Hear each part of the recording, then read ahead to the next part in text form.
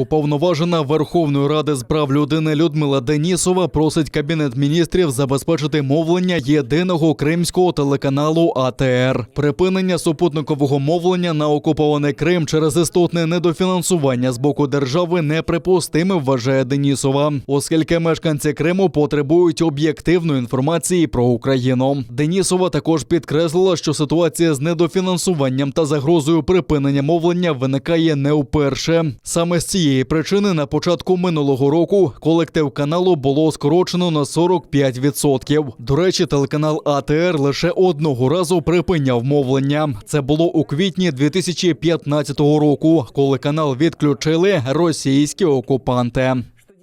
Звертаюся до Кабінету міністрів України забезпечити стабільний механізм фінансування телеканалу АТР, який здійснює мовлення кримськотатарською та українською мовами. Сподіваюся на вирішення проблеми та надання державою фінансування єдиному кримськотатарському телеканалу АТР, який після окупації Криму Росією з 2015 року здійснює мовлення з Києва.